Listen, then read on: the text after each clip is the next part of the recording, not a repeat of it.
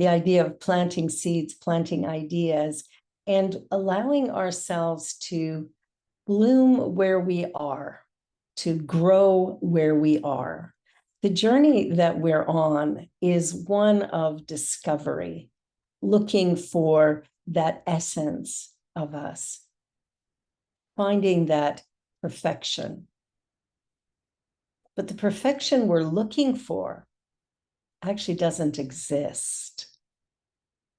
You see, we were created perfect, whole, and complete, and yet we are living our lives as though we're not enough, or not good enough, or somehow broken and flawed. But what if it's those cracks in the veneer that create our beauty, our perfection, our innate wholeness? What if it's a little bit of both, the perfect and the imperfect, that comes together to create the authentic human? See, I don't think we were meant to behave perfectly all the time. And how would we? You see, my idea of perfection might be different than yours. And yours might be different than your parents, or your spouse, or your siblings, or even your children. So who's correct? What we want to do is find a way to live from our own sense of divine purpose. And that requires that we remember who we are. Because I think we've forgotten that through this life journey, as we've been moving along, we have been told how we should act, what we should do, the work we should consider, how much money we make. All of these things have been put in place to create perceived value. We are valuable when we are perfect. I don't know about you, but I've never met anybody who's perfect. And yet, the imperfection is, in fact, that perfection, I think. It's just like in Japanese pottery, there will be a crack, and it brings the realness to bear. You see, in life, there's always going to be those moments, those cracked finishes that might appear to be wrong, but what if they're right? What if that part of us that we've called bad is actually the part of us that fuels our greatness? Because I think that might be what's going on. I think that might be the truth, that there is within us something that is powerful and positive and will take us where it is we choose to go. But we have been riddled with a sense of what's right and wrong, not from capital T truth, but from the perceptions of the people around us. So today, what I want to focus on is the beauty of imperfection and living authentically. So we know that pursuing perfection is a mistake, that will limit our potential. But as we celebrate the imperfections, that actually gives us an opportunity for growth and self-discovery. And as we learn to love and accept ourselves, we actually become more willing to love and accept others. Funny how that works, right? Pardon me. So we want to let go of the ideas of not good enough or not yet. We want to free ourselves from all those self-imposed limitations. And we want to open the door to infinite possibilities. And we have to do that by allowing ourselves to be open at the top, to surrender what it is we think we know, so that we can move into a place of curiosity to discover what is yet to be discovered, to become curious about life and about who we are and our journey forward, where we're headed, what it is that we would like to achieve out of life. So we want some strategies for navigating the challenges of life and doing it with a sense of grace and resilience rather than the struggle. So we reframe our perceptions. Here's a thought, shifting from that critical lens to one of gratitude and appreciation. So let's say there's an area of your life that's challenging you at the moment, and maybe it's your job, and maybe it's somebody that you work with. What we want to do is shift perspective. So we might be looking at that individual as somebody who's mean to us or doesn't like us or is picking on us. We might perceive them as being or doing something deliberately to cause us pain. Now, we may or may not be correct in that, but assuming that automatically sets us up for discomfort and suffering. So we want to shift the perception. And we can do that a couple of ways. One is we could sit down and have a conversation with the individual and discover what's really going on for them. I remember a story years ago of a minister standing up, giving a talk, and somebody in the front row shaking their head like this through the whole thing. And he was trying to avoid that person and look anywhere but there. But his eye kept getting drawn there. But when he was leaving the service, and the minister's standing at the back door, this guy in the front goes up to him and goes, "Oh, I've lived my whole life from this place of negativity, and it could have been so different. I'm so glad I was here today." We make assumptions all the time. And if we were more curious about ourselves and others, we might limit those assumptions and begin to live more authentically and honestly and creatively. So I think one of the best things we can do is recognize that these imperfections are not obstacles, but maybe stepping stones, an opportunity for us to get from one place to the next, and to do it with as little discomfort as possible. It's our resistance that creates that discomfort. Whereas if we accept where we are and willingly begin to move forward, it gets so much easier. So imperfection is like a pathway to self-discovery. When we see something that we don't like about ourselves, we can begin to sit with that and maybe ask some questions of ourselves, explore why we feel the way we do, begin to shift our focus by embracing what we've called an imperfection and look at it instead as an opportunity to learn something new. And then some of the things that we think we should or shouldn't do didn't even come from us, right? It was parents or siblings or teachers who said, this is right and this is wrong. And because we were young at the time, we accepted that. We believed it. And so it becomes our reality.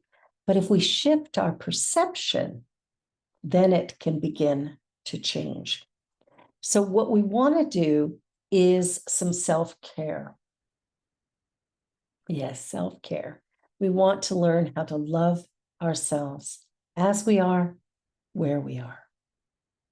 You heard in our mission statement that we accept you as you are, where you are. Yes. Can you accept you as you are, where you are? See, that's the big question. See, when we start to really love and accept ourselves, and I do mean all of us, all of the areas of ourselves that we might judge as bad or wrong or good, that we accept all of it as simply a part of our being, and that all of it is contributing to the wholeness that we're seeking. You see, we're not really seeking perfection, we're seeking wholeness. Because if we come from wholeness, the pain and suffering diminishes, and we begin to live a more authentic, exciting, and positive life experience. And all of us have the ability to do that.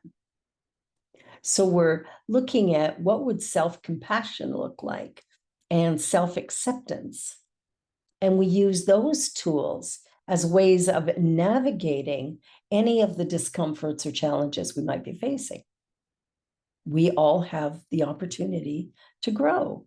And as we accept our own unique nature, as we accept our own divinity, we start to see that all of the judgments we had were really nothing. They were expressions of an illusion. They were a perception of reality that wasn't capital T truth, but appeared true for me.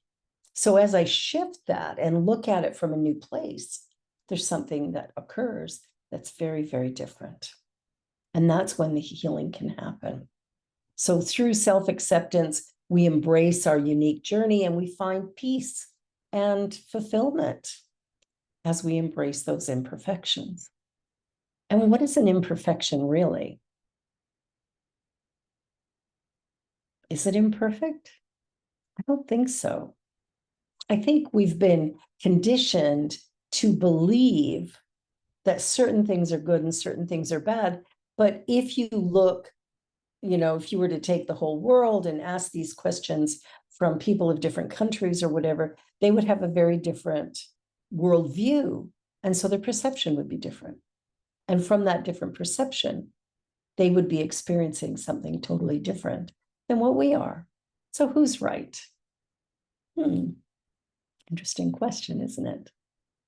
So living an authentically joyful life, we start to accept that the imperfections that we perceive are the keys to wholeness, and wholeness is the key to a joyful, beautiful life. I have to accept all of me. And by letting go of the need for external validation and societal expectations, we align ourselves with our true essence and live authentically. As we embrace those imperfections, it allows us to cultivate a sense of freedom and self-expression and joy that arises from living in alignment with that authentic self. So this journey that we're on is really about finding our own voice, and that might take some courage.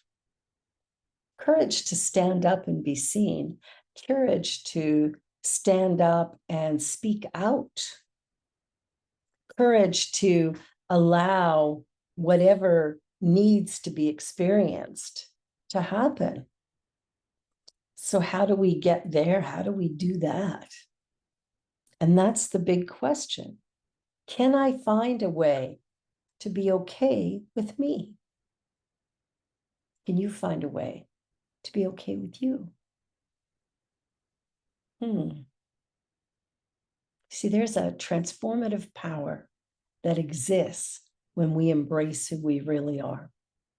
When we embrace all of us, right? Not just the part of me that I show to the public, but the all of me, the who of me, when nobody's looking. How do I behave then? What do I do then? How am I showing up given these various different scenarios? You see, we are always at choice, and we get to choose how we're going to live and how we're going to be viewed and seen.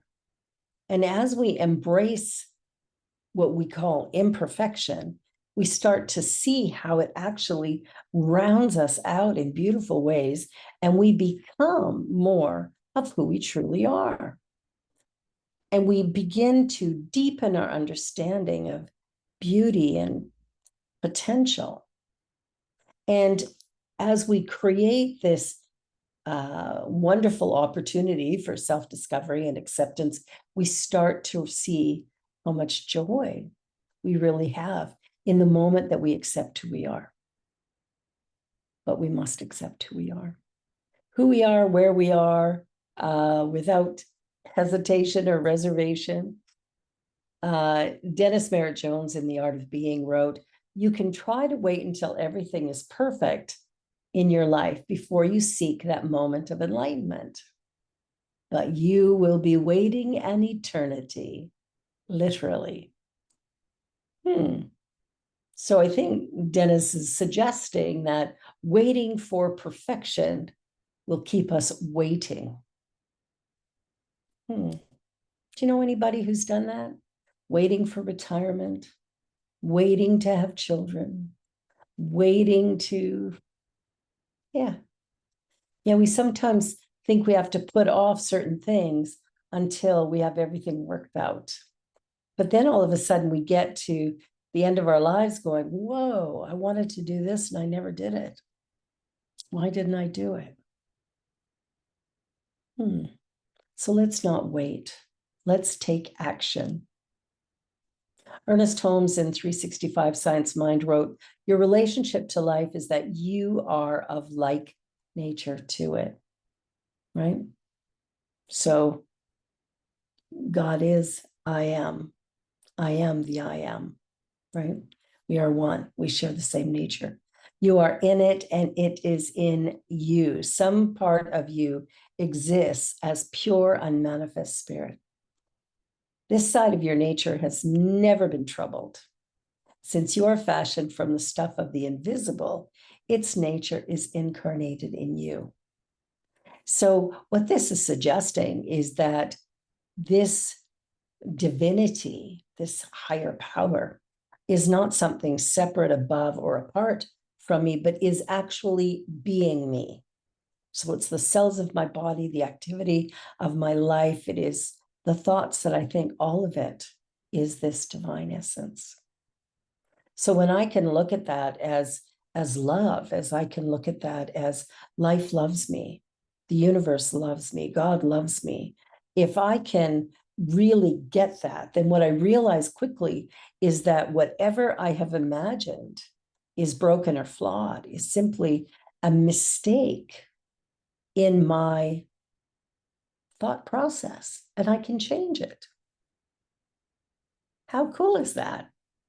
Ernest Holmes also wrote in The Science of Mind, the universal subjectivity is mind in an abstract and formless state, a creative universal energy waiting to be used, to be operated upon, willing but having no volition of its own, ready but having no initiative, formless but ready to take form. So how does it take form? You see, it is our thinking that moves the energy into form. It is our thinking that moves everything. So as I am focusing my attention on all that is good and beautiful, warm and lovely, my life then expresses more of that. If I'm focused on life is hard and difficult and everything is against me, my life continues on that vein. So I really want to pay attention to the words I'm using and the words that I'm thinking, because what I think about, I bring about. So there's a quote from Fernando Pessoa, and it's from his poetry. To be great, be whole, exclude nothing, exaggerate nothing that is not you, be whole in everything. Put all of you into the smallest thing you do. So in each lake, the moon shines with splendor because it blooms up above. That's lovely. I like that. Exclude nothing and exaggerate nothing. We sometimes exaggerate things, don't we? We do like to do. Make it bigger, make it brighter, make it better. But what if instead we just welcomed everything and then lived from that divine nature? What might that look like? Might be a little different. Audre Lorde wrote, I find I am constantly being encouraged to pluck out some one aspect of myself and present this as the meaningful whole, eclipsing or denying the other parts of self. We do that, don't we? We decide some area of us is not right, not good, and we try to pretend it's not there. But it is. And denying any part of us is a form of resistance. And then whatever we resist persists. But because of the resistance, it actually becomes more resistant. So it becomes stronger, which then causes us even more challenges. Pardon me. So if you think about the idea of radical acceptance, rather than striving for perfection, we just discover how to love ourselves into wholeness. And that comes from Tara Brach, who wrote Radical Acceptance, Embracing Your Life with the Heart of a Buddha. Embracing your life. What if your life is actually right on point, right on target? What if great things are right here where you are and more are coming? What if you are already fabulous, beautiful, remarkable, gifted, unique, and special? What if that's the truth about you? What if that's how we perceived ourselves and others? Perfect, whole, and complete. See, if we looked at each other that way, we would start to see the good. You see, wherever we focus our attention, that's what we see more of. So if we look in the mirror and we go, oh, I got some lines. Oh, I've put on some weight. Or, oh no, I've got some gray hair. Wherever we're focusing our attention, when we're focusing in that way, we're judging and we're saying that this is bad. What if it's not bad? What if it's perfect? What if it's all good? What if the way we've been created is right for what we're here to do in this lifetime? That to me seems more logical. That an intelligent universe would create me intelligently and create me in a way that I can fulfill whatever my purpose is on life. What's my purpose here in this life experience? Surely I came into life equipped for that purpose. Yes? Does that make sense? I came in equipped to be the person I was created to be, just like you. So that creation, that ability, as I focus on gratitude, as I look in the mirror and speak words of gratitude, I am so grateful that I'm here. I'm so grateful that I'm born. I'm so grateful that life is flowing so beautifully. I am grateful for my body. I'm grateful for my mind. When we move into that place of gratitude, we've now shifted our perception from resentment to gratitude. That makes all the difference in the world. All of a sudden now we're maybe living up to our potential. Now we can, stand longer in a crowd and go, I am who I am, and I'm okay with that. I don't have to be like somebody else. I can just be me. And whatever else is going on, frankly, is none of my business. Who am I in the grand scheme of things? And can I live that life? So for our personal practice, there needs to be something that we do differently and that will support embracing our imperfections. And really, what we want to do is self-reflection and gratitude. So each day, take a couple of minutes to reflect on your experiences, acknowledging any perceived, okay, got the word perceived, imperfections or challenges that arose. And instead of dwelling on them with self-criticism, choose to shift your perspective and find gratitude for the lessons and growth opportunities that they provide. So at the end of every day, write down 3 things you're grateful for. Aspects of yourself, your journey, even things that you might have previously perceived as imperfect.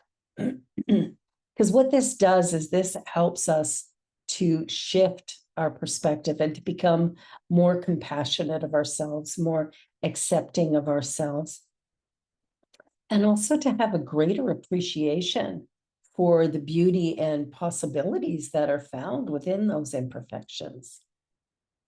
And that's when we can begin to create a joyful, authentic life.